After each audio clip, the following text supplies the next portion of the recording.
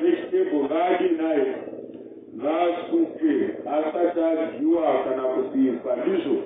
Chirwere cheAIDS handika chinogona kukonzeresa zvakare chirwere chechinai chemudumbu, uye zvakare kushayiwa chikafu chakakwana kunogona kukonzeresa mudumbu. Nemamwe mapirisi atinogona kunwa anogona kutikonzeresera chinai mudumbu, nezvimwe zvirwere zvakasiyana-siyana zvakaita sezvirwere zvezveve zvinogona kukonzeresa futi chinai mudumbu. Nezvakaita sana malaria zvinogona kukonzeresa mudumbu ndizvo. Nzeve dzinogona kukonzeresa chinai mudumbu. Pneumonia nemaronda pahuro zvinogona kukonzeresa zvakare chinai mudumbu. Neimwe kensa yemumatumbu atika matumbu mahombe inonziyo colon cancer inogona kukonzeresa zvakare chinai mudumbu. Tikaita seiko nechirwere chechinai chemudumbu tikaita sei nacho, nekuti chirwere ichi chine njodzi zvakadai zvekutiko paunoita mudumbu paya uri kurasa mvura yakadinai yakawanda zvinokonzeresa kurashikirwa nemvura mumuviri, ndizvo inonzi dehydration. Ndizvo vanhu vakawanda vanosvika kuti zvandiri kunzwa mudumbu ndichiita manyoka, ndizvo ndinogona ndofanira kusamwa mvura, ndisamwe mvura yakawanda kuti ndisaita mudumbu. But sandizvo mvura yauri kurasha nemudumbu iri kufanira kuriplesa, iri kufanira kudzoserwa, ndizvo saka mvura ikaita shoma samudumbu unogona kutofa nekurashikirwa nemvura painai mudumbu. Saka tikufanira kumwa mvura yakawanda. Kana mwana paya achiita mudumbu ngaamwe mukaka wakadinai wakawanda, kana kuti mvura yakadinai yakawanda. Chero isu chiinai vakuru ngatimwe mvura yakadinai yakawanda. Vana ngavadye zvakare chinai chikafu. Even munhu mukuru anika tichataura nezvechikafu chinodinai chingadyiwa. Tingadzivirira seiko chirwere ichi? Chirwere ichi chirwere chinotogona kudziviririka kana kurapika ndizvo pasina chinai pasina mapirisi. Ndakambotaura zviya kuti mvura ngaidinai ngaimwiwe. Kana vari vana vari kukwanisa kudya ngavadye poriji, ngavadye chinai, ngavamwe mukaka. Nevakuruwo mvura ichidinai ichimwiwa. Dehydration izinganika iya inogadzirwa inonzi sugar salt solution. Handika tichataura nezvainongwana dehydration iri topic iriyoga, tobatsirana kuti drinki iri rinogadzika sei. Handika saka kana varigadzira rinofanira kumwiwa maminitsi mashoma ichidinai ichimwiwa nevakuru uye zvakare nechinai nevana. Vana vanenge vabatwa nechirwere ichi ngavadye chinai, ngavadye chikafu, vaise poriji vadinai vadye. Vanenge vari pamukaka ngavamwe chinai, ngavamwe mukaka. Saka kuchipatara paya zvinonzi 4 to 6 weeks mwana anofanira kuramba achingomwa mukaka chete asati atanga kudya. Unenge upenzi.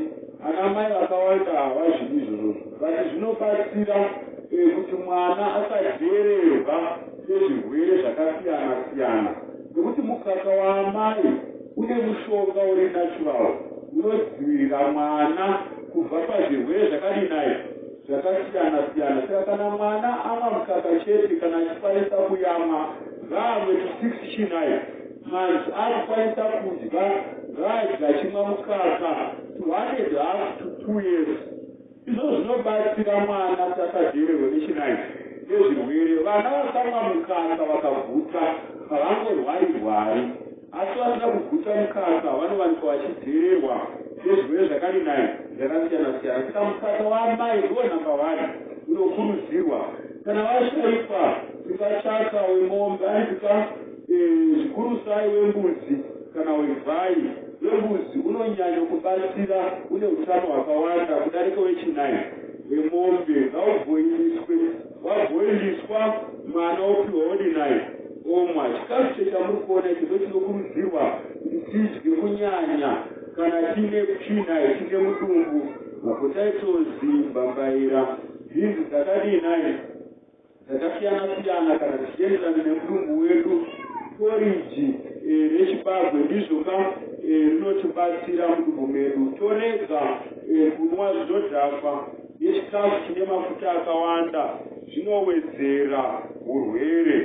Mapirisi haangotorwi, vanhu vakawanda vanokumbidzana mapirisi nemapirisi echakatere anoda kuti ana chiremba vedu vatange taudzwa kuti anoenderana nesu here, anotifanira here. Tisangotora mapirisi atinenge tisina kudinai kupiwa, zvinogona kutokonzeresa zvakawanda isu tichida kudzivirira. Tingamhanye kuchipatara kana zvichinge zvadiniko, kana tikaona kuti mudumbu muchiwedzera muchiramba muchinyanya, ngatitsvagei health vanotika kunana mbuya utano kuzvipatara zviri papinai zviri padhuze. Ndizvoka ukaona uchiti wapinda mutoileti tsvina yauri kuita yakabuda ropa, ine ropa, mhanya kupinai, mhanya kuchipatara nguva ichipo. Ukaona wakurutsa uine mudumbu, mhanya kuchipatara nguva ichinai ichipo. Ukaona mudumbu manyanya kudarika 4 days, tsvaka rubatsiro nguva ichinai ichipo. Ukaona uchirasa tsvina yakaita seraisi, tsvaka rubatsiro nguva ichinai ichiripo. Ukaona muviri wakupisa uine mudumbu wakuita fivha, masaini ekuti kwakuita chimwe chirwere chakakora chisiri chemudumbu chete, mhanya kuchipatara nguva ichinai ichiripo. Ukaona mudumbu ichiti mukamubata munorwadza, tsvaka rubatsiro nguva ichinai ichiripo. Ukaona makumbo akuzvimba, maoko akuzvimba, tsvaka rubatsiro nguva ichinai ichiripo. Pamwe kumhanya kuenda kunana chipatara nekudii, mvura ngaidinai ngaimwiwe, kana paine jusi ngaidinai ngaimwiwe muchitsvaka chinai rubatsiro. Tingadzivirira sei ndopfungwa yekupedzisira utsanana nekudya chikafu chine utano zvinotibatsira kudzivirira. Kana mai vanomwa vanomwisa, musafarire zvibhodhoro izvo, hazvina utano hwakanyanya kudinai kutinakira, nekuti zvibhodhoro izvozvo zvinochengeta chinai utachiwana. Saka tinokurudzirwa kuti mukaka uchibva pazamu straight ndizvoka zvikafu kana zvanetsa isai mumakapu anosukika zvakadinai zvakanaka. Iko zvino mazuva ano nekutsvaka mari, vanhu vakuti vashumira mukaka mumabhodhoro, vaita mukaka wemabhodhoro, vakumhanya kunotsvaka chinai mari. Izvozvo hatizvikurudzirwe. Vana ngavarerwe zvakanaka, wane utano. Mari iya yatinogona kumhanyira kutsvaka tinozogona kuishaiwa takumhanya kupinai kuzvipatara, handizvoka? Saka mwana ngaayamwe chinai mukaka 4 to 6 months asati adya chimwe chinai chiro, ndizvoka? Izvozvo zvinodzivirira vana vedu mangwana. Payadhi ngapave nechinai neutsanana, tsvina dzakasiyana-siyana ngadzibviswe mayadhi mari nayo yedu, zvinodzivirira zvirwere chechinai zvemudumbu. Mvura dzakadinai dzakachena dzakatinakira, tisamwa mvura dzose. Ngatiwachei tisuke maoko anai edu, tigeze maoko. Zvinhu zvakasvipa nezvakachena ngapave nemusiyano, kwete kuti manapukeni anobhoilisirwa muchitsimi chemvura yekubikisa. Izvozvo hazvidinai, hazvikurudzirwe kuti tinoshandisa zvinhu zvekugezesa tozvisanganisa nezvekubikira. Izvozvo hazvidinai, hazvikurudzirwe. Zvirwere zvinotivinga. Patinoisa zvekubikira nezvekugezesa hazvifani kuiswa panzvimbo chinai imwe chete, ngazviiswe pazvarinai zvega. Panogara chikafu chedu ngapave pakadinai pakachena. Urwere hwauya uripo, taita zvese tisakangamwa kuti kuna Mwari kupinai kudenga. Isaya 41 vhesi ya 10 inongoti uchadinai, usatye ndinewe, handidika, usawane kukadzika nekuti ndiri chinai, ndiri Mwari wako, ndichakupa chinai, simba ndichakubatsira. Ngaunamata zvakare nevanorwara kurwarirwa, nehama dzedu dzakasiyana-siyana dziri patiri dzingava dziri kurwara kana varipo vakadaro ngatidzidzineswe nekunamata vakaita kudenga naponese mujesu tiri pano nenyaya yeutano shoko renyu haripindi kana muviri uchirwadza tipe utano hwakatiringanira kuti tirambe tichikunamatai tichikushandirai tichikubatirai tichikurumbidzai tichichengeta mhuri dzedu tichiita mabasa edu inyaya yeutano tichiita zvakanaka apo tiri kurwara tichirwarirwa tiporesei najesu ponesi tinonamata amen. Mwari vakuitire zvakanaka, Mwari vakukomborerei.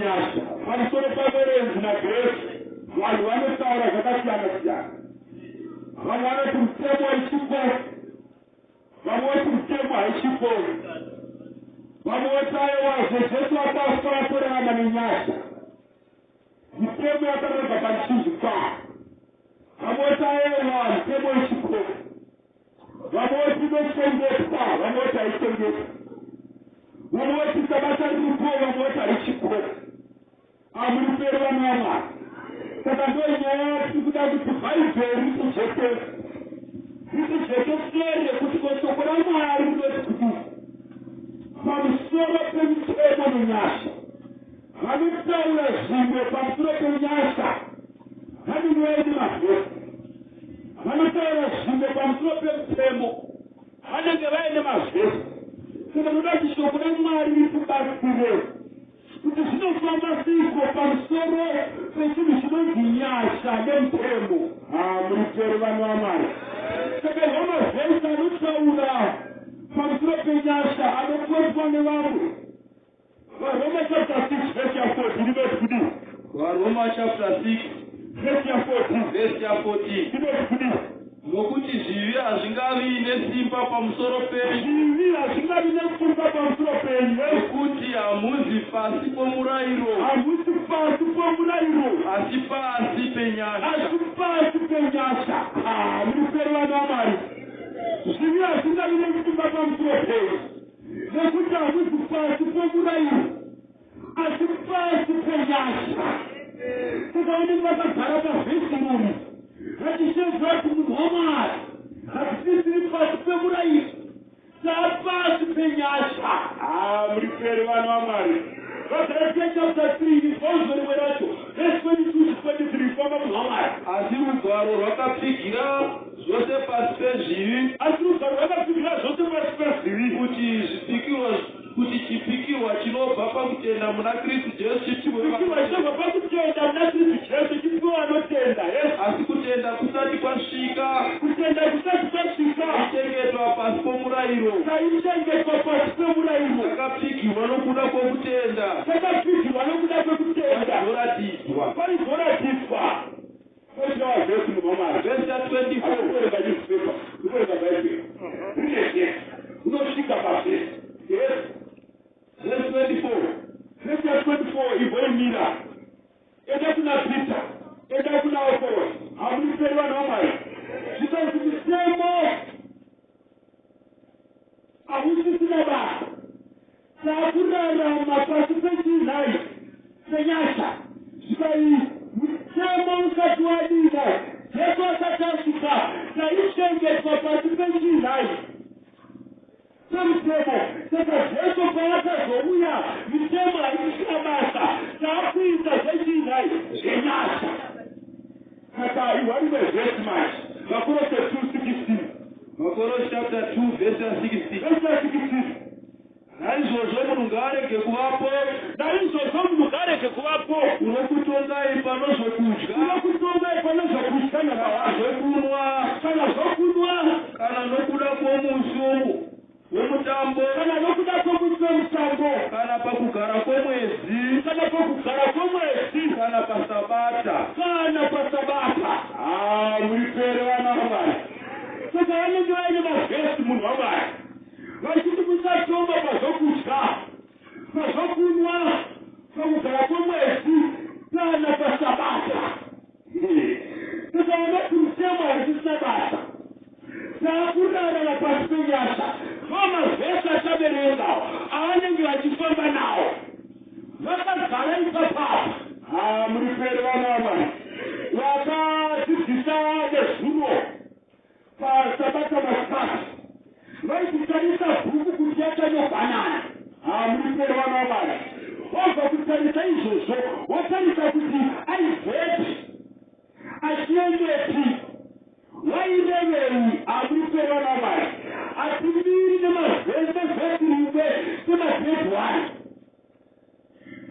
muripere vana vamwari hatimiri nevhesi rimwe sebhedhi wani chirevo pamusoro pechirevo Isaya 28 verse 13 inoti shoko raJehovha richava kwavari chinova pamusoro pechirevo murayiro pamusoro pomurayiro apa zvishoma napapa zvishoma vaiperi hochekoche muchina wamajuu apa zvishoma napapa zvishoma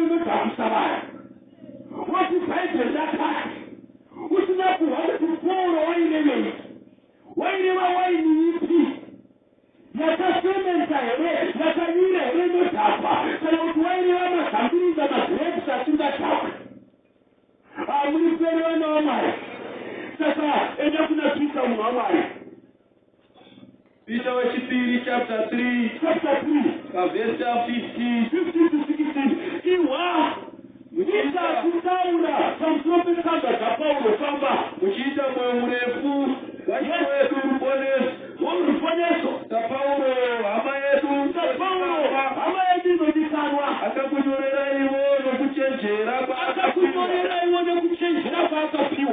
nezvaanotaura mumwati dzake dzose.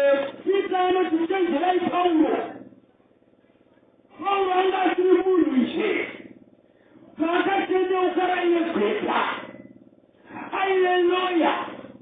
Saka Pita anopa vanhu woni zvikanzi kana moverenga tsamba dzemunhu anonzi Paulo ndinoda kuverenga neuchenjeri nekuhwisisa nemhaka yeifamba munhu waMwari. Verse 16 nezvaanotaura mumwati dzake dzose nezvaanonyora mutsamba dzake dzose pezvinhu izvi pamusoro pezvinhu izvi maziri mune zvimwe zvikukutu kuhwisisa zvinominamiswa samamwe magwarowo nevasikazivi nevasine simba kusvikira vaparadzwa. Paulo anoti chenjerai tsamba dzaPaulo munogona kuenda kugehena makadzibata. Unoraswa ukabata vhesi rakanyorwa naPaulo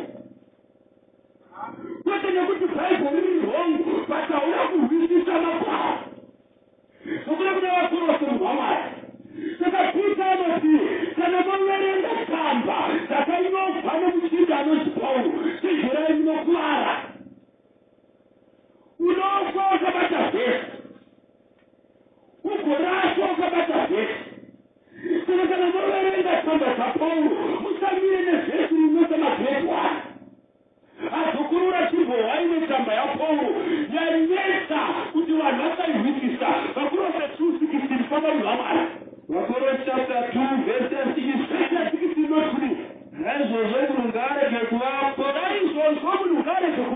unokutonga ipanozokudya kana zokunwa kana nokuda kwomusi womutambo kana pakugara kwemwedzi kana pasabata.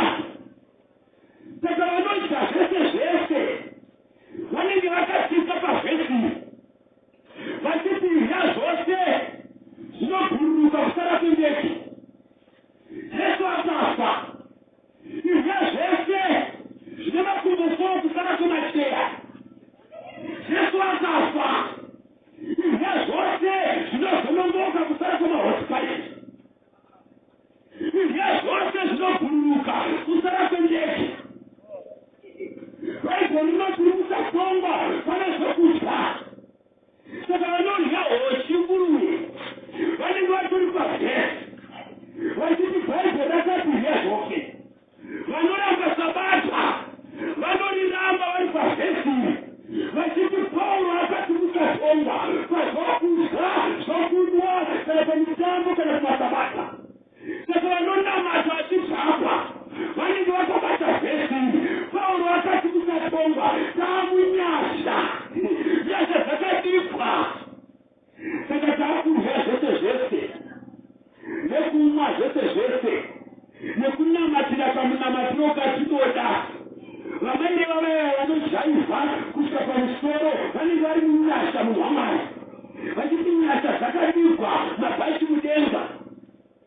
Nyasha dzakadikwa senge kuna Jesu akafa pamuchinjikwa amuripere mukongo kuvanhu waMwari. But let's make a point. Chidzokera pavhesi 14 unzwa kuti Paulo ainevei. Verse 14 vaGalatia chapter 2 famba munhu waMwari. Vakorose chapter 2 yes verse 14 akaziva rugwaro rwakanga ruchirwa nesu. Asi Jesu paakauya pamuchinjikwa akadzima rugwaro rwaibva nesu. Saka vanhu vanoti mutemo yakanyorwa pamuchinjikwa vanenge vari pamavhesi awa famba munhu waMwari. Akadzima rugwaro rwakanga ruchirwa nesu. Asi Jesu paakauya pamuchinjikwa mitemo yaakanyorera pamuchinjikwa mitemo yairwa nesu. Muripere vanhu waMwari.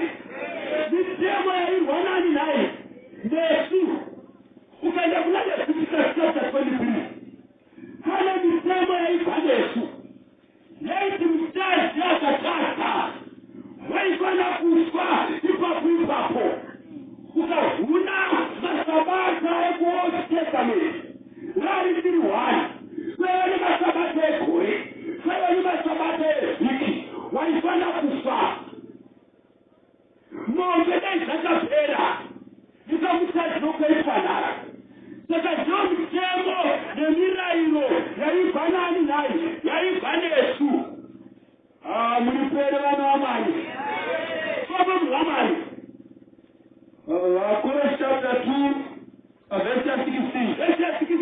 Naizvozvo munhu ngaarege kuvapo nekuti ondai panozokudya kana zvokunwa kana nokuda kwomusi womutambo kana pakugara kwemwedzi kana pasabata. Verse 17. vanhu vakawanda vanogumira pavhesi 16 vese 17 inoenda mberi ichiti kudii Izvi zvava mumvuri wezvichauya. zvikanzi izvi zvandiri kutaura izvi zvekuti musatongwa pazvekudya kana nezvekunwa zvaiva mumvuri wezvaizouya famba munhu wamai Izvi zvava mumvuri wezvichauya. asi muviri ndowakristu. muviri waiva vajesu kristu mulipere vana vamai saka pauro achiti musatongwa pazvokudya kana zvokunwa waireva zvaidyiwa nokumwiwa zvainongedza jesu pamuchinjikwa mulipere vana vamai saka kuold testament kuna Leviticus chapter 23 pane zvaidyiwa nezvaimwiwa zvainongedza kuuya kwajesu kristu kwaitwa mitambo nezvipiriso waiva mutemo aiitwa maseremoni avo mitambo yaitwa nezvipiriso mitambo yainongedza kuuya kwajesu amulipere vana vamai mirayiro yangaitwa jehovha naMozisi mubhuku yakaiswa parutivi rweareka yaiti kana watadza waifana kuuraya pai mitambo iyoyoyo yainongedza jesu aizofa pamuchinjikwa kwaiva nemitambo yezvingwa zvisina mbiriso jesu auya pamuchinjikwa anoti ndini chingwa choupenyu kwaimwiwa waini siku yose waini sakumiriswa jesu auya okuisa waini oti imwai waini unyoro paramo mulipere vana vamai saka pauro achiti musatongwa pazvokudya kana zvokunwa waiva zvokudya nezvekunwa zvainongedza jesu pamuchinjikwa mulipere vana vamai saka masimbi haanongedze jesu pamuchinjikwa matese mukombodziya haunongedze jesu pamuchinjikwa pane masabata aitwa evhiki ainongedza jesu our rest our peace but sabata nepa10 commandments harina kureva pamuchinjikwa mirayiro yavakwa nezvipiriso indo arekai yaigara parutivi rweareka but 10 commandments dzaigara mukati meareka saka ukahusakamba zvapauro unorwira zvese nekunwa zvese nekuita zvese uchiti bhaibheri rinoti izvo waratidza kuhusisa makwara mulipere vana vamai saka kamba zvapauro hadzidi zungu kana uchidzirava tikamahwiti sebhaibheri usaverenga bhaibheri semunhu agere pachimududu anongomhanya chioni cheme pamabhari mira uzee urwisise shoko raani naye shoko ramwari mupere vana vamwari Matthew chapter 5 verse 17 Mateo chapter 1 auya nenyasha anotishika musoro pemutemo famba muhamwari Matthew chapter 5 mukati pa 17 verse 17. Usafunga kuti ndakauya kuparadza murayiro kana vaprofita. Usafunga kuti ndakauya kuparadza murayiro kana vaprofita. Handina kuuya kuparadza, handina kuuya kuparadza, asi kutozadzisa. Baba muhamari. Verse 18. Verse 18. Nokuti zvirokwazvo ndinoti kwamuri, kusvikira denga nepasi zvichipfuura, kusvika nyika ino ichiguma, yota imwe kana sanga imwe yomurayiro, kauchinzi kamutemo hazvingatongopfuuri zvisati zvaitika zvose. Baba muhamari. Verse 19. Verse 19. Naizvozvo ani nani unoputsa mumwe wemirayiro miduku iyi, ani nani unoputsa mundijeko akazivisa pamuchinjikwa akafa ari kutaura pamusoro pemutemo. Baba muhamari. Verse 19. Verse 19. Naizvozvo ani nani unoputsa mumwe wemirayiro midiki iyi, anoputsa murayiro waMwari, akadzidzisa vanhu kuita saizvozvo, akadzidzisa vanhu vaMwari kuputsa mirayiro yaMwari, uchanzi muduku muushe hwokudenga. kunyange akaprofita chanana. Amen. kunyange akaita minana akachidzidzisa vanhu kuputsa murayiro mwana muduku. kunyange akazadza mastadiamu akachidzidzisa vanhu pamitemo yaMwari negumi, achipaza mitemo yaMwari chana chiduku. Muipere vana vaMwari. Amen. Baba muhamari. Asi unoita akaidzidzisa, uchanzi mukuru muushe hwokudenga. kunyange aine bhusi yakasverama, kunyange ari losha, kunyange achisvoreka panyika, asi akadzidzisa vanhu vaMwari kuchengeta murayiro yaMwari, mukuru muushe hwokudenga. Amen. Saka haisi nyaya yezvinhu, inyaya yekuteerera Mwari. Muliperwa vaMwari. Saka tina vaprofita vakuru vakarashika netsamba dzaPauro, kuti Pauro paaiti mirayiro yaMwari haisisina basa, tamunyasha wairevei. Mubhaibheri umu mune mitemo yakawanda. Amen. Pane mitemo yakapfuura neisina kupfuura. Kuna izvo maseremoni anonzi nakutora nezvavo ainongedza Jesu aizobva pamuchinjikwa naakazvichapiri zvipiriso, nekuti Jesu akauya iyoyo yakapfuura. Koita mirayiro yezveutano naiprofita muhamari.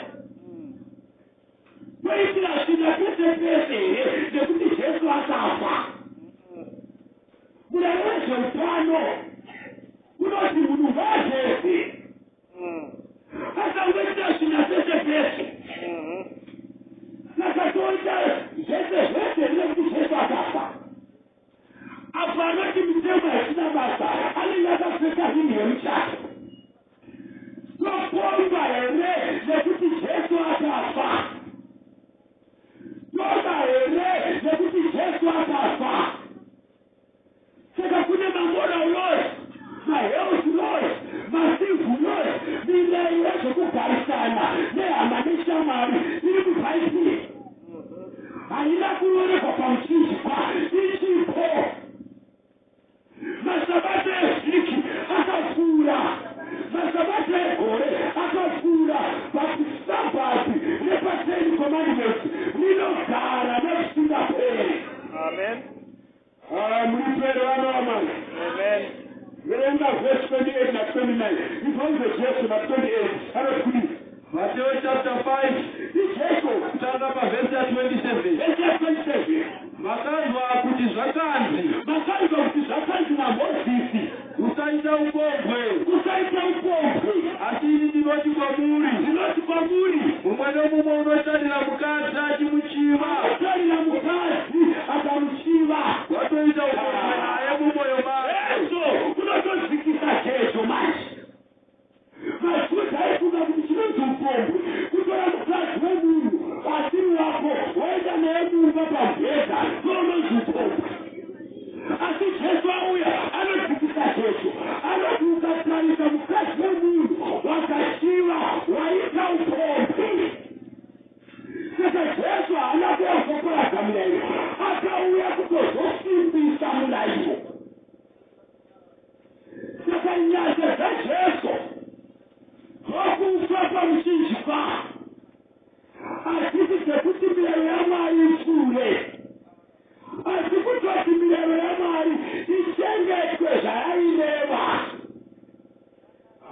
Muripere vana vamwari. Saka Jesu anotiye vakaipa naMozisi kuti usauraya. Asi uyu munoti anoti kuhama yake rapa anoridza tsamwa muuraya. Majudha esingoti kuuraya kubaya munhu nebanga. Vati kutovenga hama yako uri muurayira emedhara. Muripere vana vamwari. Saka Jesu anotodzikisa jecha. Saka Jesu haana kuyazobvisa mitemo yezvekugarisana munharaunda pamushinji pavo. Akapira kuzoisimbisa mirayiro yakapfuura mirayiro yemakwai nezvipiriso namasabata ezviki ainongedza iye.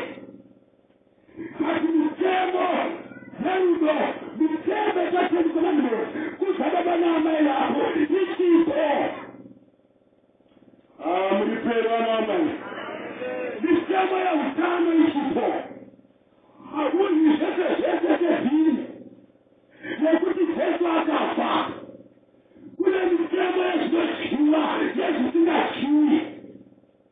Vakudzidzira nhema nevaprofita vaurayisa vanhu. Ukaenda kuchipatara nhasi zvirwere zvakawanda zvirikukonzereswa nekudya zvese zvese nekunwa zvese zvese. Mapipi, mashuka, makensa, vanhu vari kudya zvese zvese. Nguruve iri provheni inototaurwa nachiremba kuti ine maselsi anokonzeresa kensa. Ine majems asingasi nekubikwa. Saka Mwari vakati usaurya zvese zvese. Vaiziva kuti mucharwara mukarya zvese zvese. Zvamuri temberi yaMwari ndinokupai mirayiro yezvisingadyiwi nezvinoryiwa. Muripere vana vamwari. Saka munhu wapa ukundi wechimututu. Chimututu chinopinda peturo. Ukachiisa dhiziri kuchiise dhiziri chinonoka. Chinofa. Mota yedhiziri ukaisa peturo kana kuti jecha kana mvura haifambi. Mwari hainokuti kuno muchaina akagadzira chimutututu akaziva zvinodyiwa nechimutututu. Pane mitemo yechimutututu. Mwari werudzii anokuti pane muchaina njere kuzva kuti izvirimo zimunhu inoda zvakati nezvakati. Muripere vana vamwari. Mwari haakudizvi nemuindia akasona trouza ndakapfeka iri. Trouza ndakapfeka rine mitemo zvipineswa kumberi. Mukaona ndaisa uku moti dzakubhadha. Mutemo wekupfekwa kwetrouza. Sadza rine mutemo. Haungoti uchipedza poto wakutoisa mvura wakutomuona unozokera goko kumusha kwenyu. Wabisa mbodza. Pane mutemo wekubisa sadza. Mwari uziya nokuti vaodha nesadza. Sadza inotambwa nevana nemitemo. Inotambwa nepfumo hwani. Hausisi zvitoko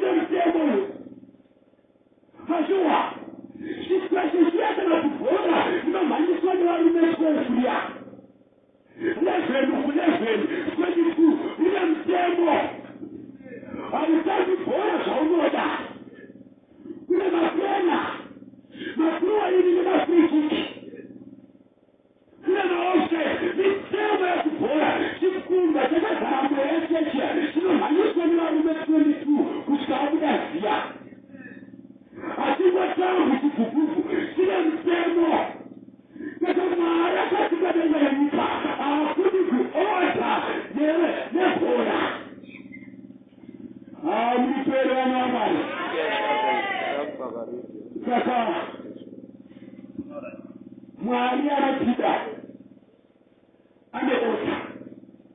Ukaenda kutheterapi ukapinda mkazi ofisi kanyapira kana kuti kutaonde kanipata nyoka chipatara sekanzi mission commission basa remapurisa chenge sekanziwo our duty is to maintain law and order in the country. Zichishandulwa vanenge vachitiwo basa redu semapurisa rekugadzira order nemitemo munyika. Mitemo iyi inochengetwa nemapurisa kana Mwari akasika nyika ino asina mtemo. Mapurisa ndiye anotanga nemitemo. Mupurisa weta fofo waenda kumboni chizepo unomhanya 6 months oyakuziva kuti usaba. Mwari akatisika asingazive kuti usaba. Kutema utangi nemapurisa hautangi nenyika wakatanga na Mwari Jehova. Mulipere vanhu vaMwari ekada kuna Varoma munhu waMwari chapter 6 verse 1 to 2 inoti kudii? Varoma chapter 6 yes kubva pavhesi 1 verse 1 zvino tichatiko torambira muzvivi kuti nyasha ziwande here toramba tiri muchitema kuti nyasha ziwande here haisva isu takafa kuzvivi. Mulipemba nomari mhanya kuna John mavhesi chapter 3 Paulo anotiye uye ambotiye mitemo haisina basa akubvunza manje kana ukaumira nevhesi 1 unenge wanzinzve kurambira muzvivi here kuti nyasha ziwande toramba tichipomba here nekuti Jesu akavamba muchizvipa anamai voramba vachichema here mudzimba isu varume tichipomba nekuti Jesu akafa. Vafundisa vadai murayiro waibvuma vesina mboro vaneshara nekuti vanouraisa vanhu vaMwari.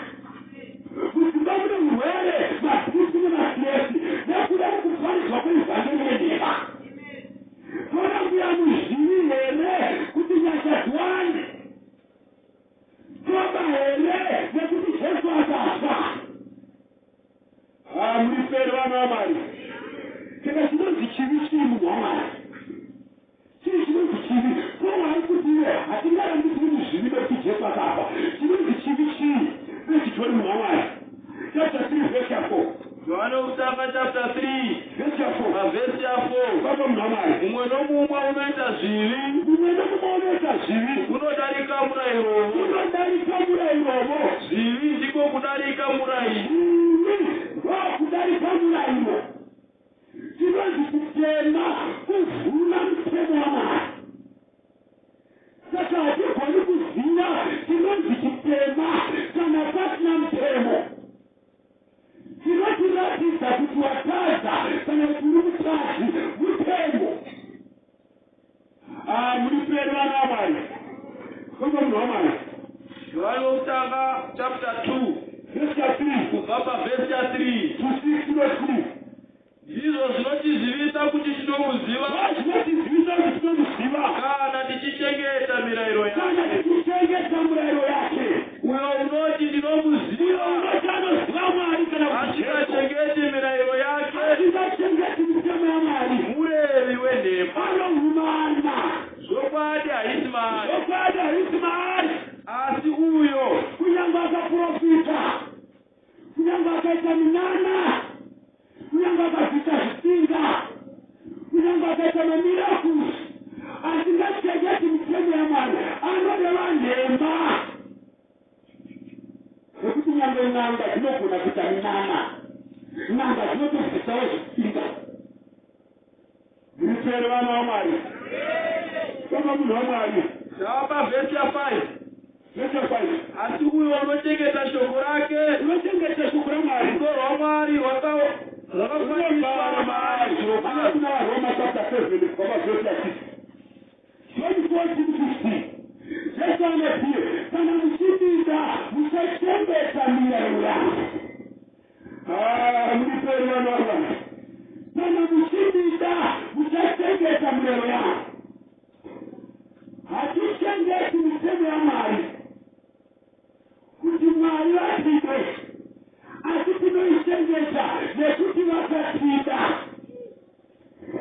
marasika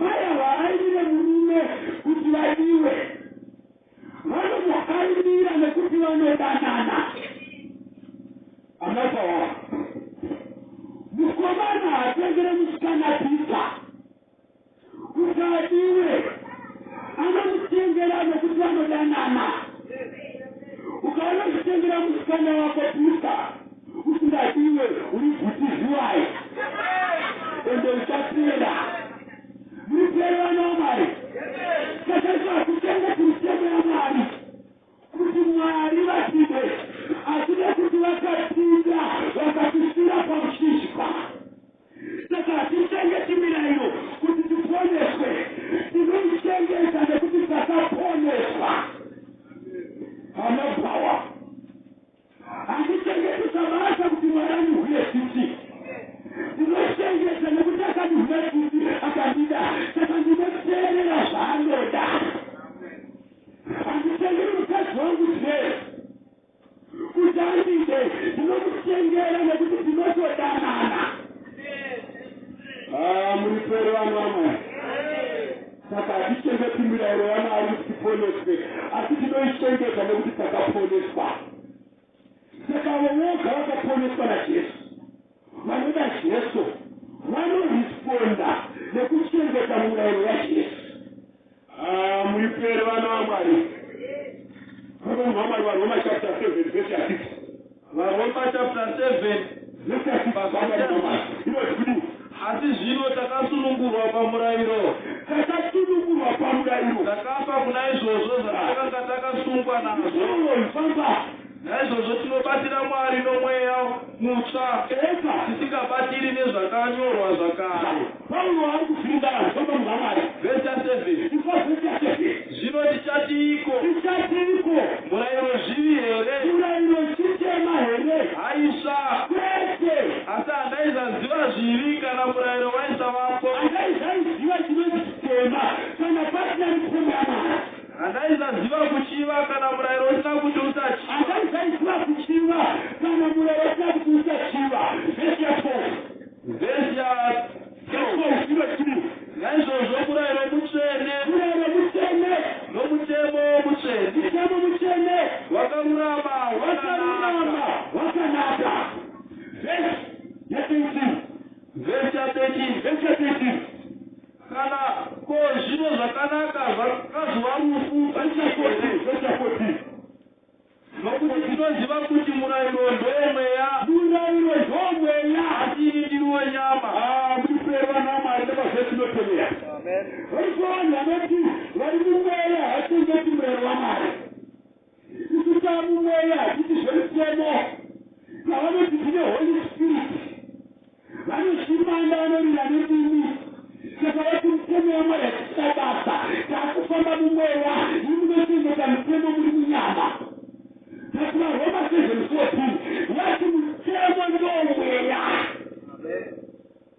law is spirit saka ndakambobvunza ndikati mweyai unoramba murayiro wamwari muripero vana vamwari James chapter 2 verse 10 koma munhu wamwari Yakobo chapter 2 verse 10 inoti kudini nokuti munhu unochengeta murayiro wose munhu anochengeta murayiro wose amira vanoramba kuti mitemo haisiko vanoichengeta asi vachiiramba because ukamuti ndipe mukadzi wako hadi naye ukamuti mira ndikupei anoramba vomufunza kuti saka ndei une confusion unongoti mitemo haiko bhati zvimwe zvese izvi seiko uchiramba handiti mitemo yevanimukadzi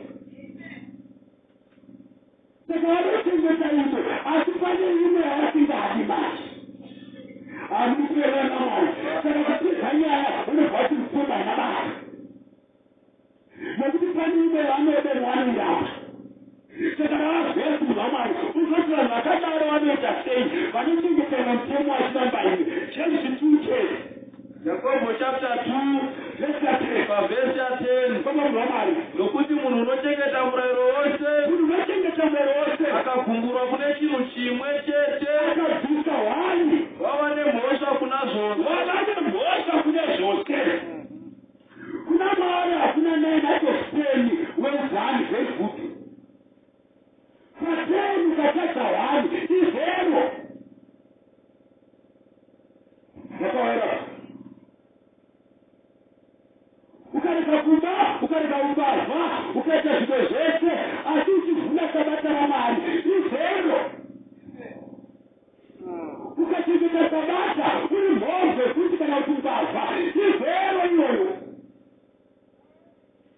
vana vanopindira pasabata asi dziri mhombe matireza vazviri izero mwaMwari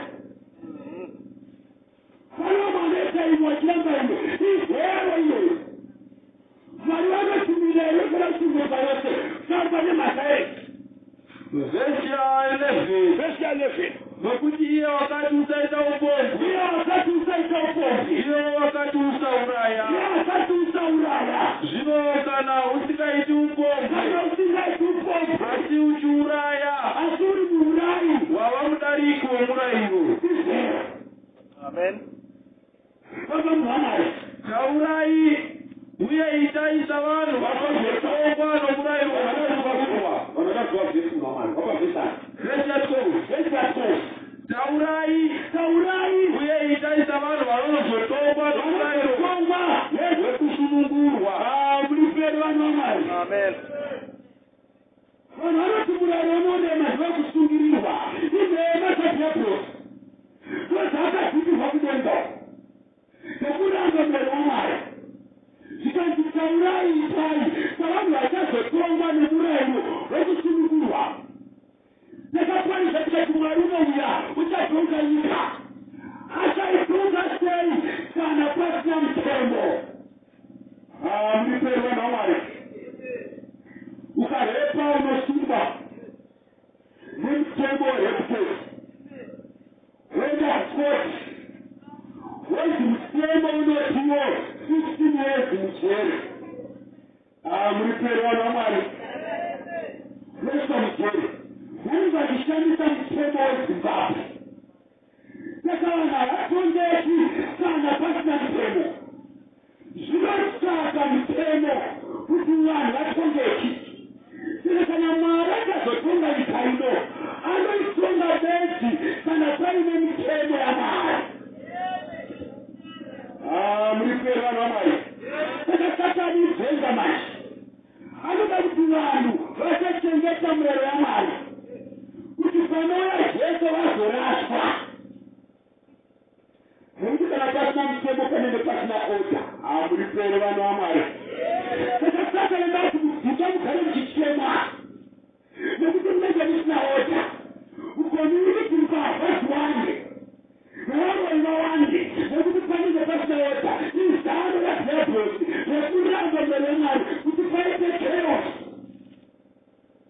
kwamba pana baba vasina mutemo hapana oda panenge paine chaos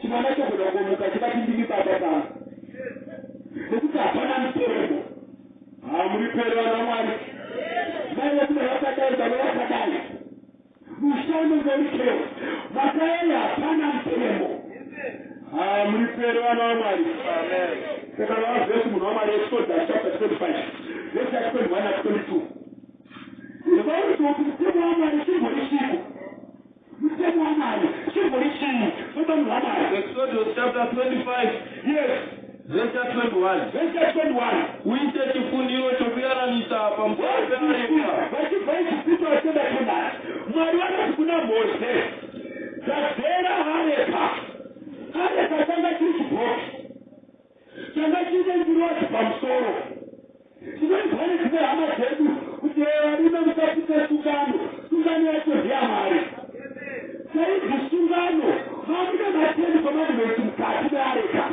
kwaiye sungano iyoyo sungano yaJehovha areka yesungano nemhaka yenyu yanga iri areka yemutemo saka mutemo waMwari teni komadimenti saigara mukati meareka saka munhu waMwari ndopari kutaurwa paareka uite chifuniro chokuyananisa pamusoro peareka chifuniro chokuyananisa pamusoro peareka chipupuriroyo ndakakupa. Yes. Ndipo pandichasongana newe. Nditaure newe. Sasa Mwari alisongana na Moses akitaura naye akagara pamusoro pareka. Mwari aigara pamusoro pareka neaizvishikanda glory. Amuriperana mbiri yaMwari Moses aiona kupenya paipenya pareka. Pasi paigara Mwari paizipo panext city zvipekananikira chifundiro chenyasha. Mukati mareka maivane mitemo yaMwari. Mutemo yaMwari. Saka Mwari aigara panyasha. Agara panyasha cheya yacho mukati muine 10 commandments. Hamuna kupa wapo. Iwasamsi kuti zvaireveita zvichitsanangura 85 verse ya 10 to 11. Zvaireve zvinhu aMwari.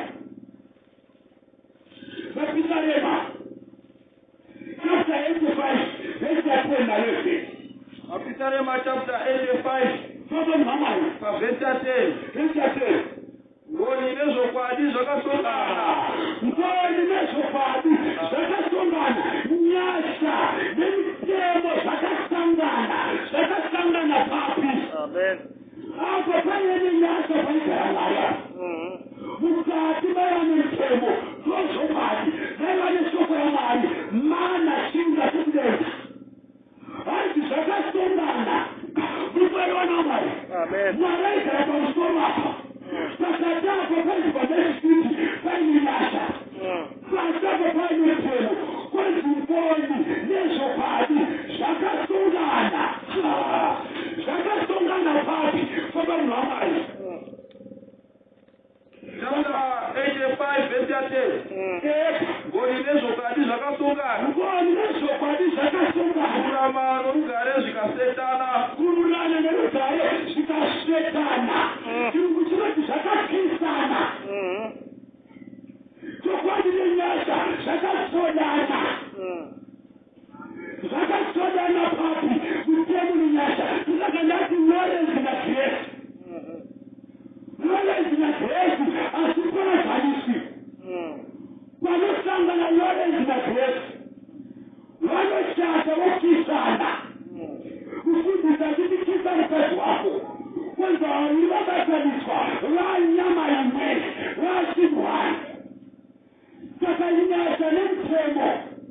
Mutemo waiti mukadzi ngafe. Saka nyasha yaiti mukadzi varekereke. Amen. Saka zvairwisana izvi sekukomana nemusana vaopoziti zvakasiyana. Bati zvofana kusangana nemuchato. Amen. Saka pakauya Jesu pamuchinjikwa akatisira vakatyisana mutemo nenyasha. Zvikabatana zvikava nyama imwe. Hamandiwa hazvina kuparadzana zvakatokoshekerana. Zvikava chinhu hwani. Saka mitemo yainesa kuchengeta Israeri. Naivanesa kuchengeta nekuti vanga vasina simba vakaipiwa isivanesa. But paiuya Jesu pauchinjikwa mirayiro yanga isingarasi. Jesu akauya kuzovapa simba nekuchengeta mutemo. John 1:12 noti vose vakamugamuchira akavapa simba kuti vanzi vana vaMwari. Amen. Vanoteerera Baba vari kudenga. Saka New Testament haina kuuya kuzoparadzanisa mutemo nenyasha. Yakauya kuzobatanisa mutemo nenyasha. Yakauya kuzosata. Saka Jesu pamuchinjikwa akauya akarovekwa. Ndopatakasangana mutemo nenyasha. Namurifero vana vaMwari. Saka verenga zvese munhu waMwari. Verenga zvese. Verenga zvese munhu waMwari. Jeremiah chapter 41 verse 33. Achisimira kuti chinonzi sungano itsva chii. Chii chinonzi sungano itsva? Vanhu vanonyepa.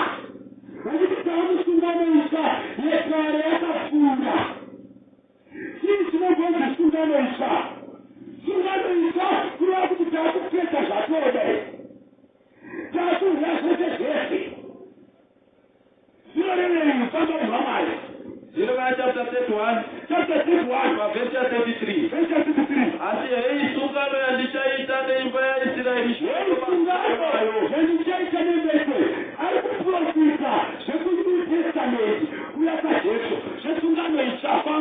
Ndichaita mirayiro wangu kwao.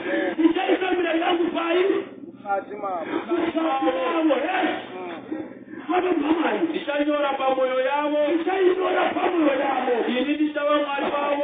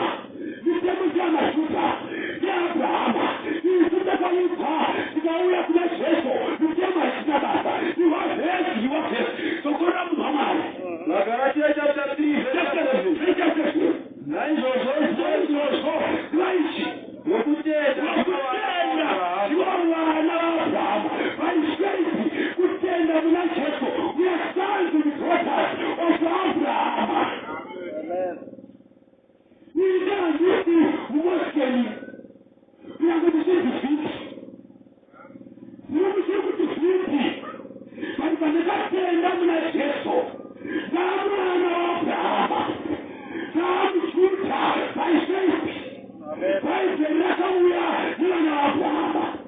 Abrahama akaropafadzwa kuti uri muedheni wekumozambiki ndiponeseke muna Abrahama vaisaipi watenda muna jesu vaamwana vaAbrahama afamba munhu waMwari. Vesi ya 9 naizvozvo vokutenda vakaropafadzwa pamwe chete naAbrahama vakatenda. Muripere vana vaMwari. Saka Abrahama akanzi mauri ndichagadzira mauri ndicharopafadza vanhu. Saka isusu maedheni tinoropafadzwa kubudikidza nekutenda kwaAbrahama through Jesus Christ. Muripere vana vaMwari. Najesu Kristu rava munhu waMwari. Revelation chapter 11 verse 19 tinomanga.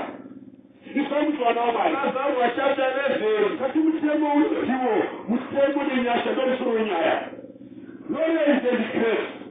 Muripere vana vaMwari. Knowledge and grace. Knowledge na jire. Muripere vana vaMwari. Saka taita pachena kuti mnawo mutemo munyasha zvachezo pamuchinjikwa zvakatunganiswa muropa raJesu kuti tipuwe simba zvibve mushoko zviraramike matiri. Revelation chapter 11 verse 19. Ifamuzwe Jesu akuya paanodzoka panyika chichinoitika. Zvakazarwa chapter 11 verse 19 kuti ipapo temberi yaMwari iri kudenga yakazarwa Jesu. Temberi yakudenga yakavhurika. Areka yesungano yakaonekwa mutemberi yake. Muripere vana vaMwari.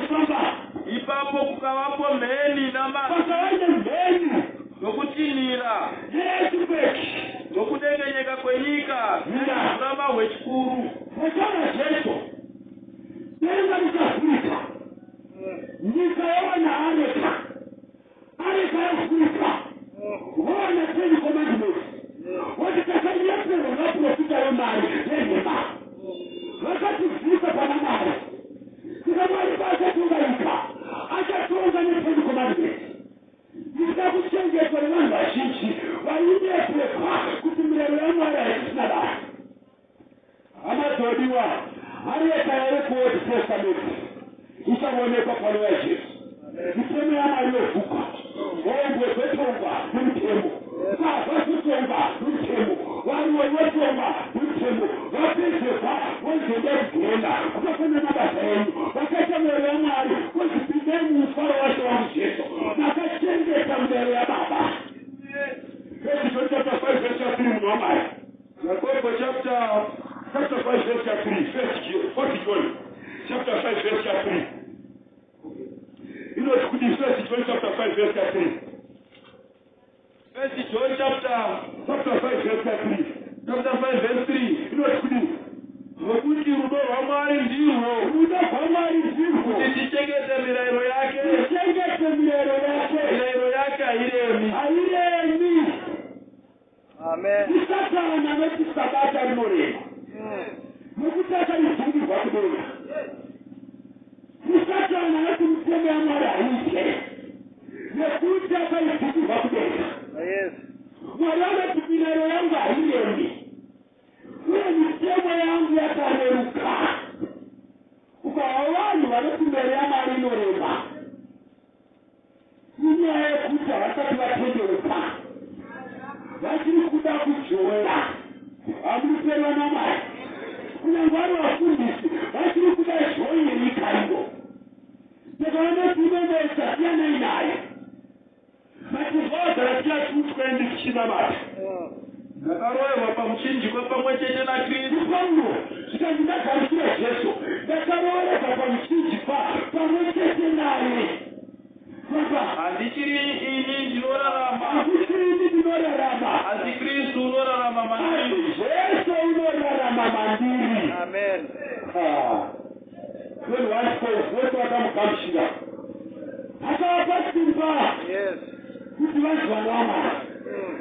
kana wakasira Jesu aponesa ausiwe wakunesa uponzi Jesu mauri ausiwe wakuzipa simba rekunesa doro kana mbanje Jesu unokupa simba rekunesa doro nembanje nemutoriro nekupa nekusiya usadhiwa simba iro rinopfuwana Jesu kana wakasira Jesu unokupa simba rekuchengeta sabata ausiwe unochengeta Jesu matiri tani wekupinda Namupere mangana nawe kuchina mata. Anoti ndinoda Jesu ane order isi. Ndoda Jesu ane order. Ndoda Jesu ane order. Vakadaro simuka kuchina mata. Amen. Vanoti ndoda Jesu ane mtemo. Jesu ane mtemo. Amen. Ausiwe unochengeta mtemo yake. Mwari unochengeta mtemo yake. Amen. Regai kukuzewa na amari.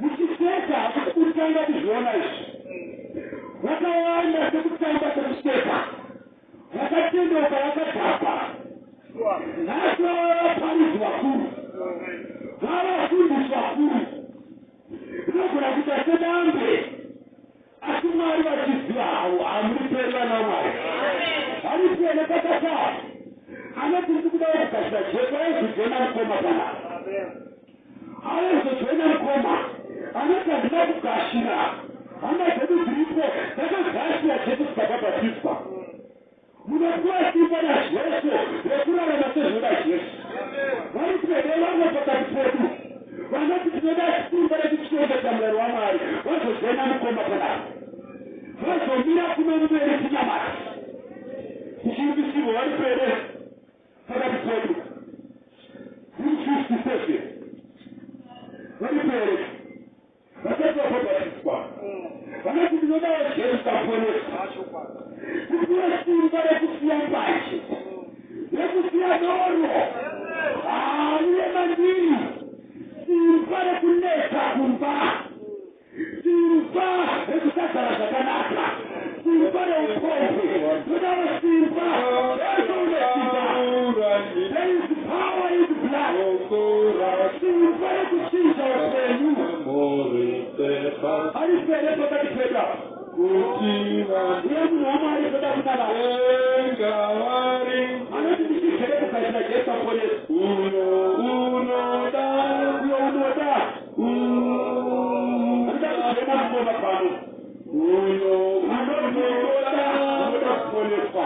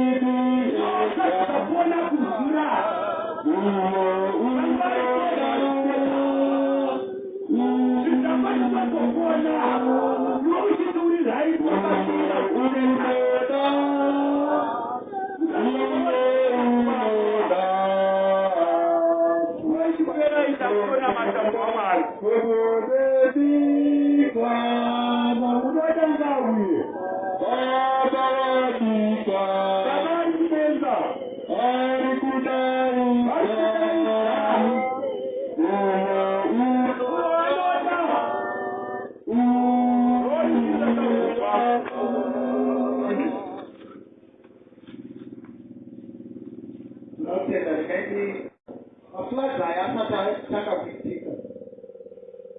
Vanotarira gungwa vakaona gungwa richidzokera mukati, mvura ichita seindopera.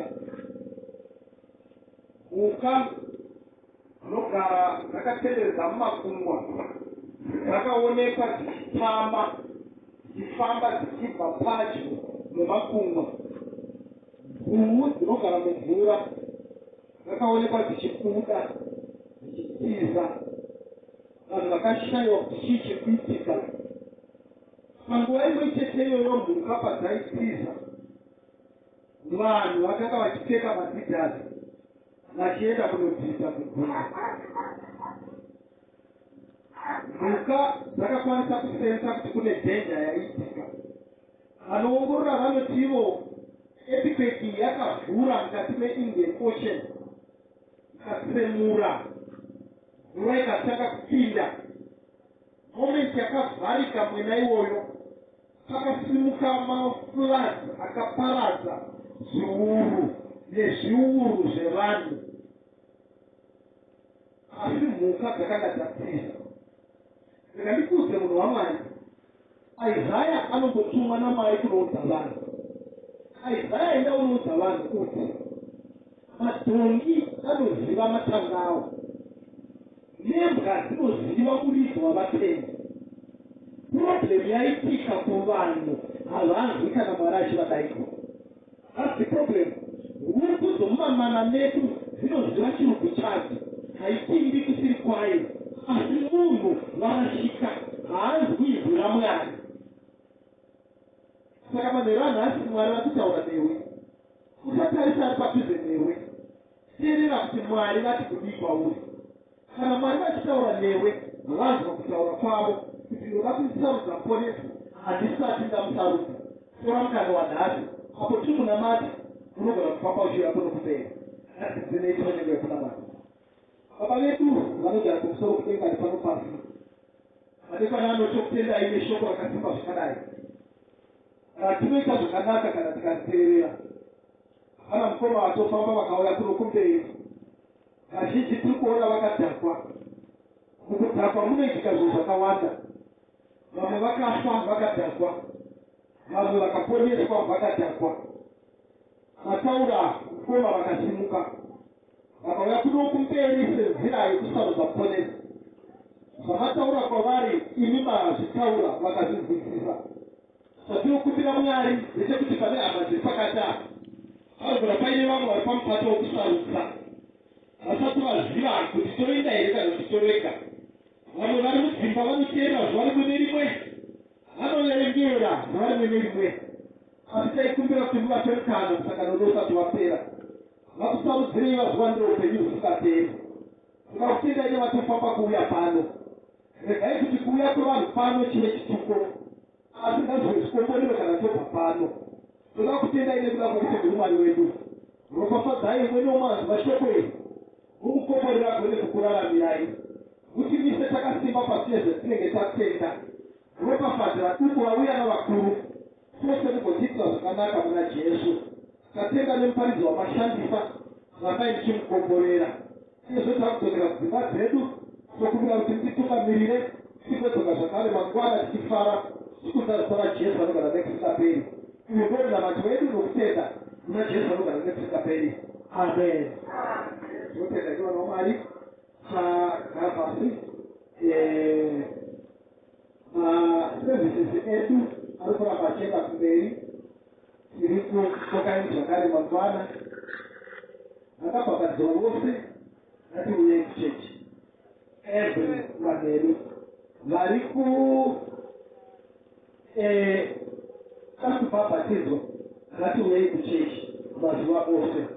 Ndinomboda kukumbirai chinhu ichi vechidiki vari kuuya pano. Pane chinhu chamuchaidentifya chakati siyanei nekwamakambonda kwesu. This church is a church of